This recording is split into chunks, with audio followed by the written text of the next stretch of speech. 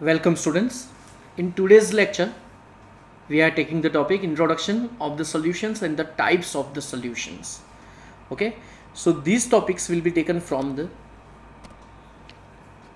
textbook. Okay, so today's lecture is dedicated to our textbook. In a normal life, we rarely come across the pure substances. Most of these are the mixtures containing two or more pure substances. For example, air. We know that air is a homogeneous mixture. It contains nitrogen, oxygen, carbon dioxide, sulfur, argon, etc. Okay, sulfur dioxide, sulfur trioxide. Okay, it's a mixture of many gases. Their utility or importance in the life depends on their composition. चलो अब यहाँ पे जो example दिए हैं तो देखो, first example brass. Brass is a solid substance. Actually, it's an alloy, but it is a mixture of copper and zinc. Okay, so brass, the properties of brass are quite different from those of German silver. German silver is also an alloy, but it's a mixture of copper, zinc, nickel. तो चलो indirectly अपना first MCQ हो गया. क्या, ध्यान से देखना question. The percentage composition of Ag in German silver.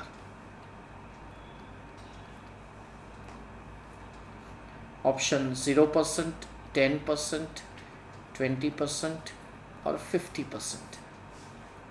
तो देखो, जर्मन सिल्वर में सिल्वर तो है ही नहीं, लेकिन उसकी जो प्रॉपर्टी है वो सब सिल्वर के जैसी ही है, but in actual it's a mixture of copper, zinc and nickel. Okay, next bronze. Bronze is a mixture of copper and tin. तो स्टूडेंट्स इनडायरेक्टली अपने एमसीक्यू हो गए कि brass is a mixture of which two, brass is an alloy of which two elements, copper and zinc. Then German silver, copper, zinc and nickel, and bronze, copper and tin. Okay, 1 part per million, पता है ना, ppm of fluoride ions in water prevents the tooth decay. Okay, and while 1.5 ppm causes the tooth to become mottled, and the high concentration of fluoride ion can be poisonous. For example, sodium fluoride is used in a rat poison. That's why it is used. Okay, intravenous injections are always dissolved in water containing the salts at a particular ionic concentration. और वो concentration कितना है पता है? 0.157 molar. That match the blood plasma concentration and so on.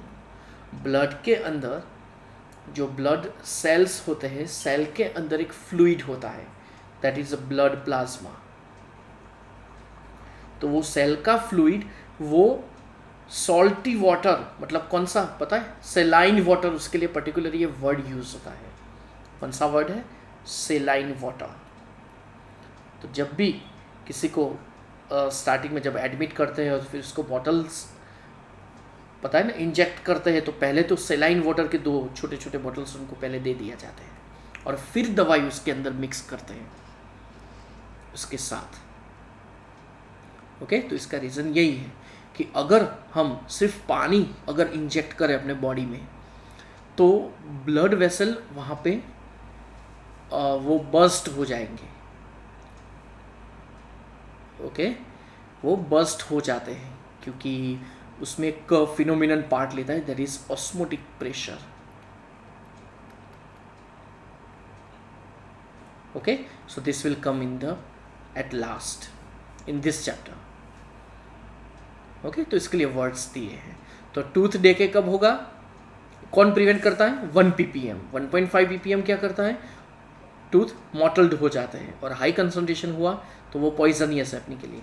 और similarly sodium fluoride, it's NaF, it is used in a rat poison. Intravenous injection में भी क्या होता है कि जो वाटर होता है तो वो सॉल्ट के साथ मिक्स किया होता है और सॉल्ट का कंसंट्रेशन भी फिक्स्ड होता है. Okay.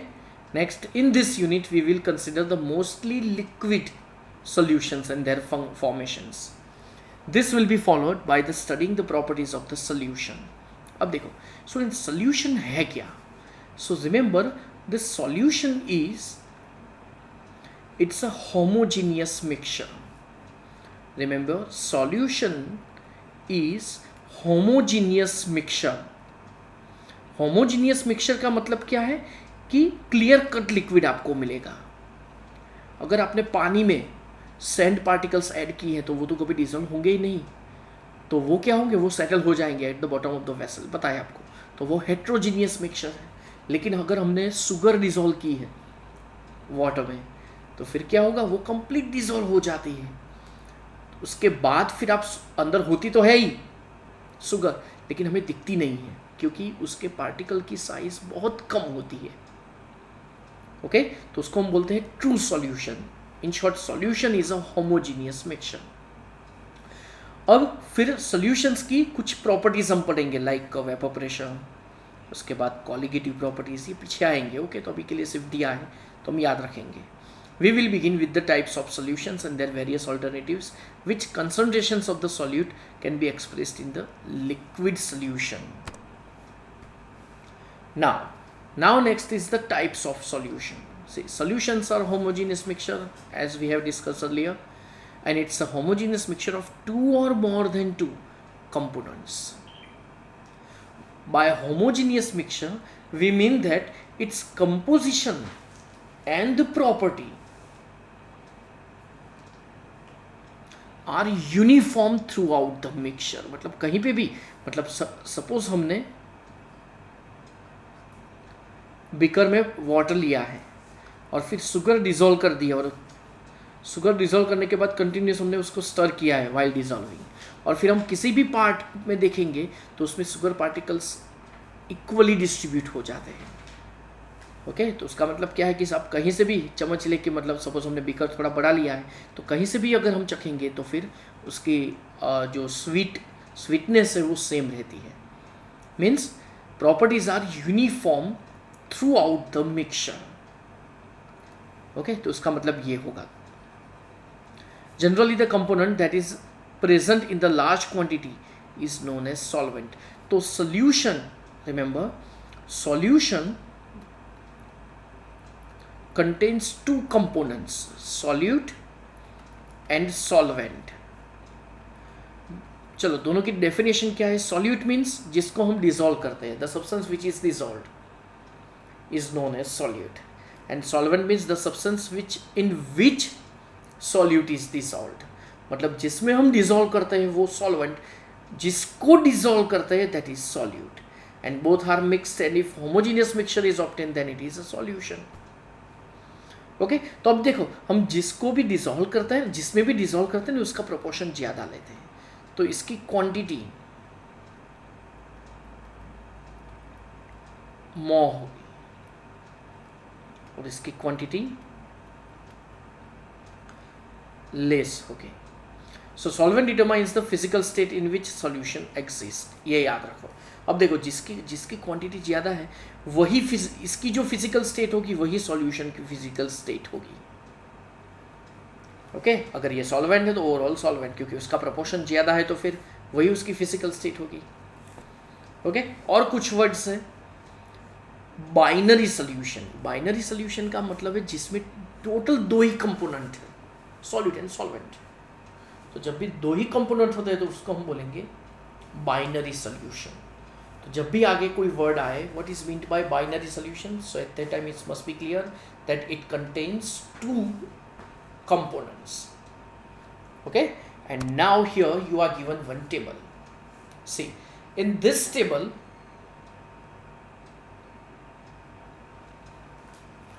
gaseous solution, liquid solution and solid solutions are classified. Okay, अब देखो, gaseous solution मतलब physical state gas, at that time solvent is gas. See, similarly liquid solution, that means solvent is a liquid in all cases. If solid solution, then solvent is a solid. Simple.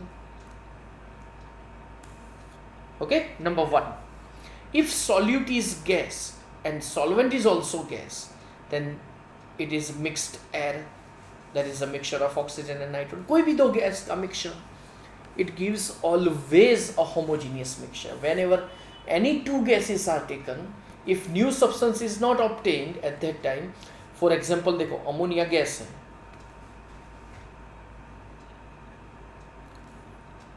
see ammonia is a gas, HCl is also gas, but if we both are combined, we are getting NH4Cl.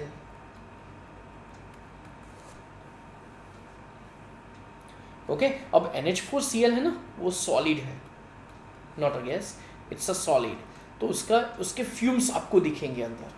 तो eight that time हाइड्रोजीनियस mixture is obtained. Okay यहाँ पे हम दो solid दो gases mix कर रहे हैं. So at that time we are making homogeneous mixture. यहाँ पे तो केमिकल रिएक्शन ही होती है. यहाँ पे पहले हम पढ़ रहे हैं क्या, सॉल्यूशन, टाइप ऑफ सॉल्यूशन. तो यहाँ पे होमोजीनियस मिक्सचर ही मिल रहा है. At that time solute and solvent are not reacting with each other. Okay next, second is a liquid and gas. It means suppose chloroform is mixed with nitrogen gas. Okay, solid and gas. So camphor in the nitrogen gas or camphor in air. Okay, next liquid solution. So gas and liquid. So oxygen, it is dissolved in water.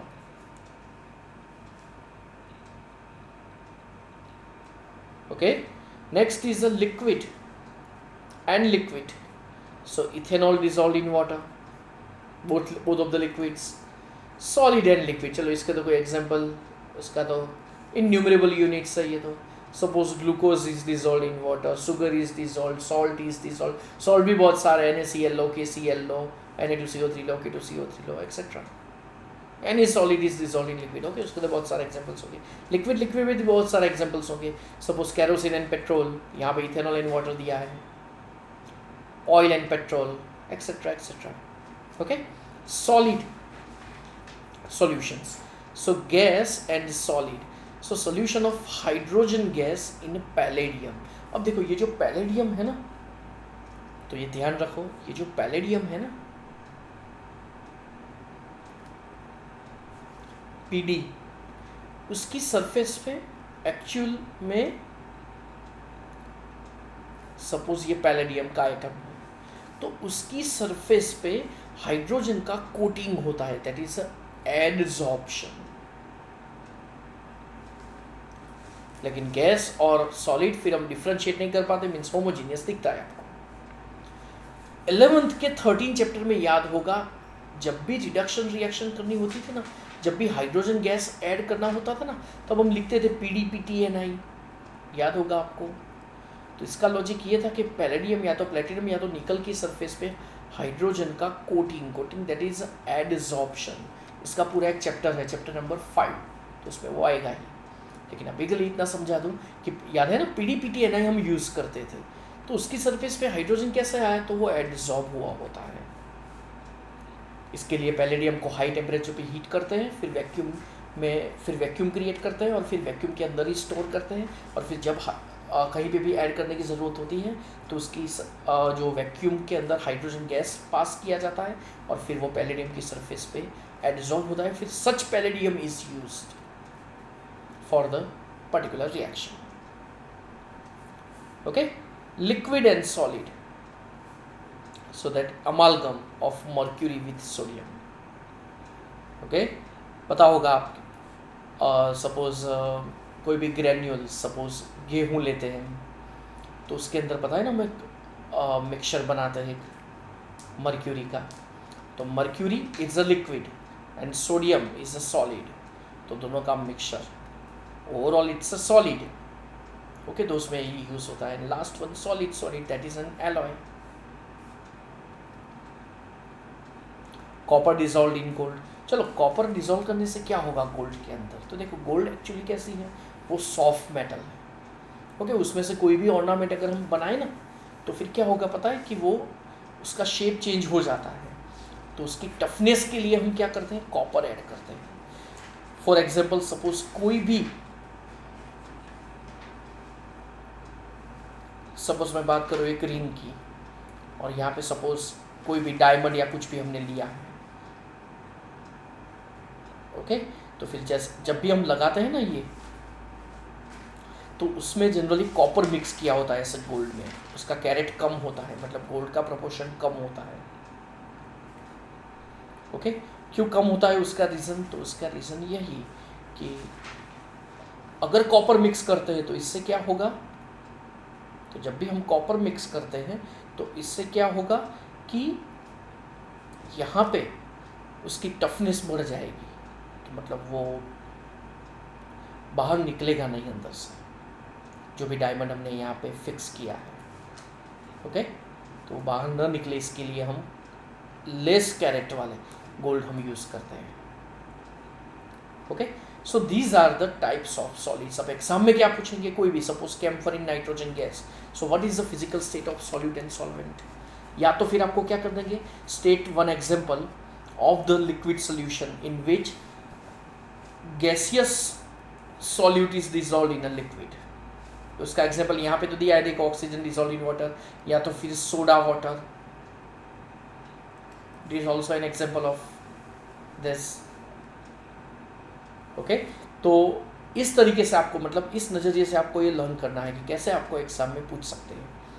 तो learn करने के लिए दूसरी एक simple technique, about 3 times आपको ये लिखना होगा, अगेन टोटल आपको ये 3 टाइम्स लिखना होगा, ओके। तो बेसिकली आज का लेक्चर अपना कंप्लीट हुआ स्टूडेंट्स, ओके।